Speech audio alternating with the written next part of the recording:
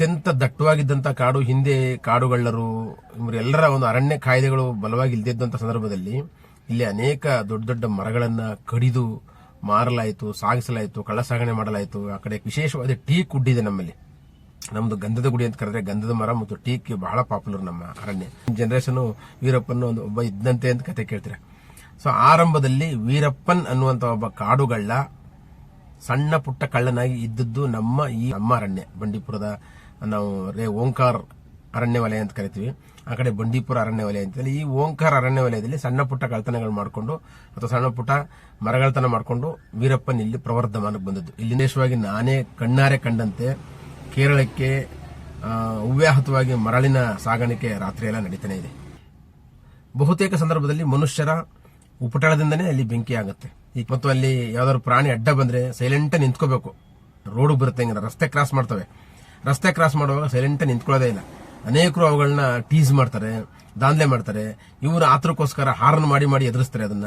So ಯಾವನೋ ಒಬ್ಬ ಮಾಡಿದಂತ ಹಾರನ್ನು ಆನೆಗಳು ಅಥವಾ ಇಲ್ಲಿ ಕಾಟಿಗಳು, ಬೈಸನ್ಸ್ ಅಂತ ಕರಿತೀವಿ, ಅವೆಲ್ಲ ಬೇರೆ ಇನ್ಯಾವುದೋ ಒಂದು ವೆಹಿಕಲ್ ಮೇಲೆ ತಮ್ಮ ಕೋಪವನ್ನು ತೀರ್ಕೊಳ್ಳುವಂತ ಸಾಧ್ಯತೆ ಇರುತ್ತೆ. ವಿಶೇಷವಾಗಿ ಆನೆಗಳು ತಮ್ಮ ಸಣ್ಣ ಮರಿಗಳ ಜೊತೆ ಇರುವಾಗ ಅವುಗಳನ್ನ ಟೀಸ್ ಮಾಡಬಾರ್ದು, ಗಲಾಟೆ ಮಾಡಬಾರ್ದು. ತುಂಬಾ ಪ್ರೊಟೆಕ್ಟಿವ್ ಆಗಿರ್ತವೆ ಅವು.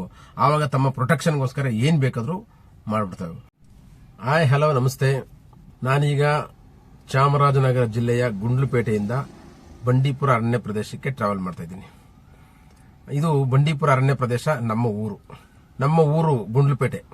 ಈ ಗುಂಡ್ಲುಪೇಟೆ ಸುತ್ತ ಅರಣ್ಯ ಪ್ರದೇಶವೇ ಆವರಿಸಿಕೊಂಡಿದೆ ನಮಗೆ. ಗುಂಡ್ಲುಪೇಟೆಯಿಂದ ತಮಿಳುನಾಡು ಕಡೆ ಹೊರಟ್ರೆ ಬಂಡೀಪುರ ಕನೆಕ್ಟ್ ಆದಂಗೆನೆ ಅಲ್ಲಿ ಮಧುಮಲೈ ಅರಣ್ಯ ಸಿಗುತ್ತೆ, ಅಂದ್ರೆ ಅದು ತಮಿಳುನಾಡಿಗೆ ಸೇರಿದ್ದು. ಮತ್ತು ಗುಂಡ್ಲುಪೇಟೆಯಿಂದ ನಾವು ಪಶ್ಚಿಮಕ್ಕೆ ಹೊರಟ್ರೆ ಕೇರಳ ಅರಣ್ಯವನ್ನ ಕನೆಕ್ಟ್ ಮಾಡುವಂತ ವೈನಾಡ್ ಪ್ರದೇಶ ಸಿಗುತ್ತೆ. ಹೀಗೆ ನಮ್ಮ ಊರು ಗುಂಡ್ಲುಪೇಟೆ ಒಂದು ರೀತಿ ಜಂಕ್ಷನ್. ಅದು ಈ ಕಡೆ ತಮಿಳುನಾಡು, ಆ ಕಡೆ ಕೇರಳ, ಹೀಗೆ ಒಂದು ಪಶ್ಚಿಮ ಘಟ್ಟಗಳ ಸರಣಿಯ ತುದಿಯಲ್ಲಿರ್ತಕ್ಕಂಥದ್ದು ನಮ್ಮ ಕರ್ನಾಟಕದ ತುದಿಯ ತಾಲೂಕು ಗುಂಡ್ಲುಪೇಟೆ.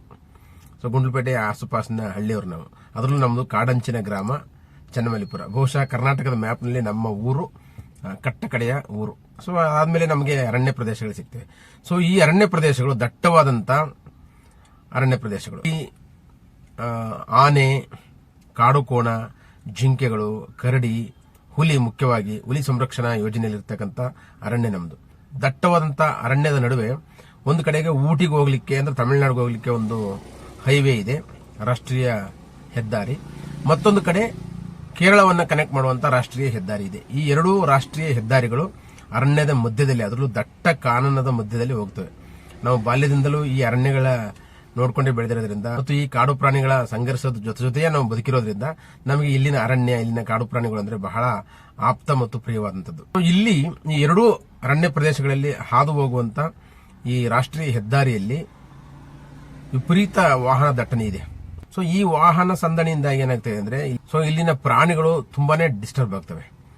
ಇವರೆಲ್ಲರ ಒಂದು ಅರಣ್ಯ ಕಾಯ್ದೆಗಳು ಬಲವಾಗಿ ಇಲ್ದಿದ್ದಂತ ಸಂದರ್ಭದಲ್ಲಿ ಇಲ್ಲಿ ಅನೇಕ ದೊಡ್ಡ ದೊಡ್ಡ ಮರಗಳನ್ನ ಕಡಿದು ಮಾರಲಾಯಿತು, ಸಾಗಿಸಲಾಯಿತು, ಕಳ್ಳಸಾಗಣೆ ಮಾಡಲಾಯಿತು. ಆ ಕಡೆ ಕೇರಳದಲ್ಲಿ, ಈ ಕಡೆ ತಮಿಳುನಾಡಲ್ಲಿ, ಈ ಕಡೆ ಕರ್ನಾಟಕದಲ್ಲಿ ಎಲ್ಲರೂ ಈ ಕಾಡಿನ ಮೇಲೆ ದೌರ್ಜನ್ಯ ನಡೆಸಿ ಅನೇಕ ಅಮೂಲ್ಯವಾದಂತ ವಿಶೇಷವಾದ ಟೀಕ್ ವುಡ್ ಇದೆ ನಮ್ಮಲ್ಲಿ. ನಮ್ದು ಗಂಧದ ಗುಡಿ ಅಂತ ಕರೆದ್ರೆ ಗಂಧದ ಮರ ಮತ್ತು ಟೀಕ್ ಬಹಳ ಪಾಪ್ಯುಲರ್ ನಮ್ಮ ಅರಣ್ಯ. ಸೊ ಈ ಟೀಕ್ ವುಡ್ಗಳನ್ನ ಕಡಿದು ದಟ್ಟವಾಗಿದ್ದಂತ ಅರಣ್ಯವನ್ನ ಈ ರೀತಿ ಕ್ಷೀಣಿಸಂಗ್ ಮಾಡಿದ್ದಾರೆ. ಆರಂಭದಲ್ಲಿ ವೀರಪ್ಪನ್ ಅನ್ನುವಂತ ನೀವು ಕತೆ ಕೇಳ್ತೀರ. ಈಗಿನ ಜನರೇಷನ್ ವೀರಪ್ಪನ್ ಒಬ್ಬ ಇದ್ದಂತೆ ಅಂತ ಕತೆ ಕೇಳ್ತೀರ. ಸೊ ಆರಂಭದಲ್ಲಿ ವೀರಪ್ಪನ್ ಅನ್ನುವಂತ ಒಬ್ಬ ಕಾಡುಗಳ್ಳ ಸಣ್ಣ ಪುಟ್ಟ ಕಳ್ಳನಾಗಿ ಇದ್ದದ್ದು ಈ ಒಂದು ಮಧುಮಲೈ ಅರಣ್ಯದಲ್ಲೇ. ಮಧುಮಲೈ ಮತ್ತು ಈ ಕಡೆ ನಮ್ಮ ಕೇರಳವನ್ನ ಕನೆಕ್ಟ್ ಮಾಡುವಂತ ನಮ್ಮ ಅರಣ್ಯ, ಬಂಡೀಪುರದ ನಾವು ಓಂಕಾರ್ ಅರಣ್ಯ ವಲಯ ಅಂತ ಕರಿತೀವಿ.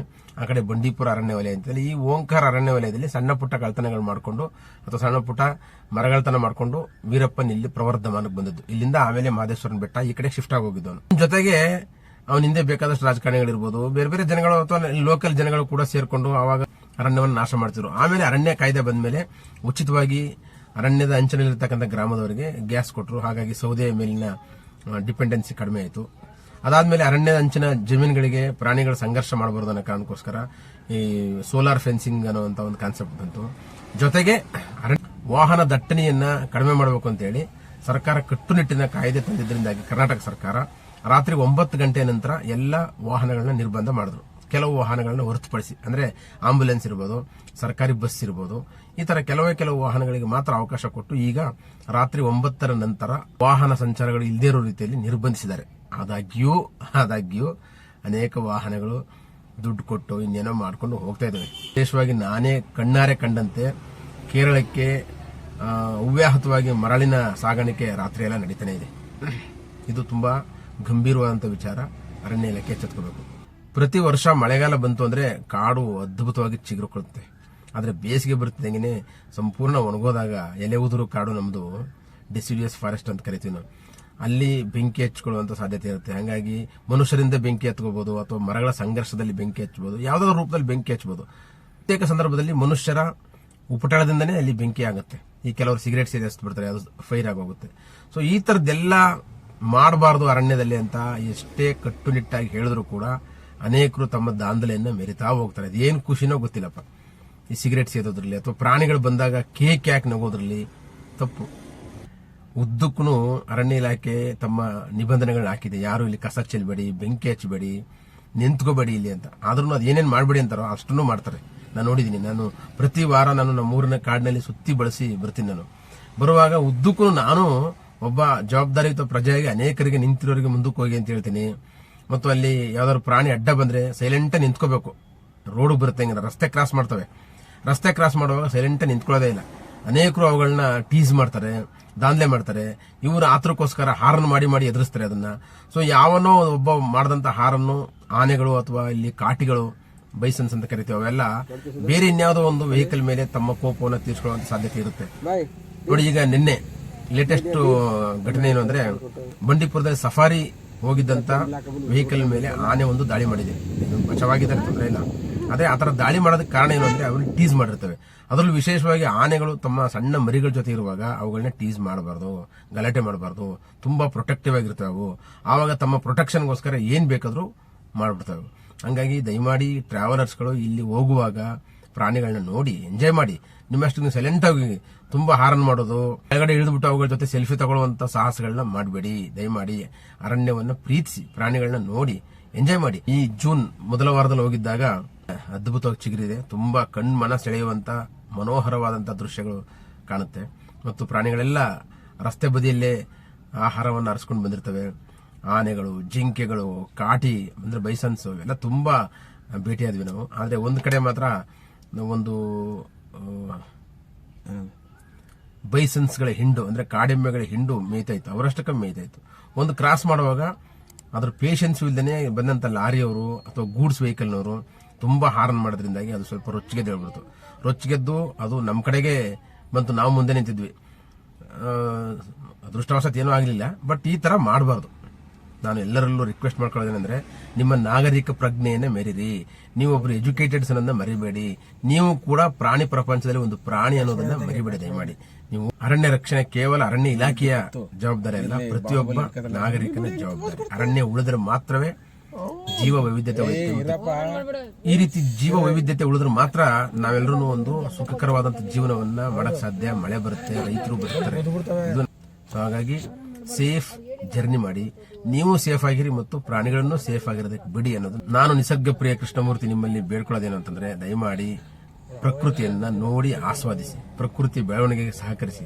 ಪ್ರಕೃತಿ ಮೇಲೆ ನಿಮ್ಮ ದಬ್ಬಾಳಿಕೆಗಳನ್ನ, ನಿಮ್ಮ ಶೌರ್ಯವನ್ನ ಯಾವತ್ತೂ ಮೆರೆಯಕ್ಕೆ ಹೋಗ್ಬೇಡಿ. ಪ್ರಕೃತಿ ಮುಂದೆ ಮನುಷ್ಯ ಕೇವಲ ತೃಣ ಮಾತ್ರ ಅಂತ ಹೇಳ್ತಾ ಇವತ್ತಿನ ಈ ವಿಡಿಯೋ ಮುಗಿಸ್ತಾ ಇದ್ದೀನಿ. ಮತ್ತು ಇಲ್ಲಿರ್ತಕ್ಕಂಥ ಎಲ್ಲಾ ವಿಡಿಯೋಗಳು ನನ್ನ ಮಗಳು ಸಂಗಮಿತ್ರೆ ನಮ್ಮ ಕಾರಿನ ಸನ್ ರೂಫ್ ಅಲ್ಲಿ ನಿಂತ್ಕೊಂಡು ಅವಳು ತುಂಬಾ ಚೆನ್ನಾಗಿ ವಿಡಿಯೋ ಮಾಡಿದ್ದಾಳೆ. ಎಲ್ಲೂ ಕಾರ್ನ ನಿಲ್ಸಿಲ್ಲ ನಾವು. ಹಾಗಾಗಿ ನೀವೆಲ್ಲರೂ ಟ್ರಾವೆಲ್ ಮಾಡುವಾಗ ಬಹಳ ಖುಷಿಯಿಂದ ಮಕ್ಕಳೆಲ್ಲ ಕರ್ಕೊಂಡೋಗಿ ಅರಣ್ಯದಲ್ಲಿ ಪ್ರಾಣಿಗಳ ಜೊತೆ ಚೆಲ್ಲಾಟ ಆಡಕ್ಕೆ ಹೋಗಬೇಡಿ ಅಂತ ಹೇಳಿ ನಮ್ಮ ವಿಡಿಯೋಗಳನ್ನ ವಾಚ್ ಮಾಡಿ, ಲೈಕ್ ಮಾಡಿ, ಶೇರ್ ಮಾಡಿ ಮತ್ತು ನಮ್ಮ ಈ ನಿಸರ್ಗ ಪ್ರಿಯ ಚಾನೆಲ್ಗೆ ದಯಮಾಡಿ ಸಬ್ಸ್ಕ್ರೈಬರ್ ಆಗಿ ಅಂತ ಕೇಳ್ಕೊತಾ ಇದ್ದೀನಿ. ನಮಸ್ತೆ, ಮತ್ತೊಮ್ಮೆ ಭೇಟಿಯಾಗೋಣ.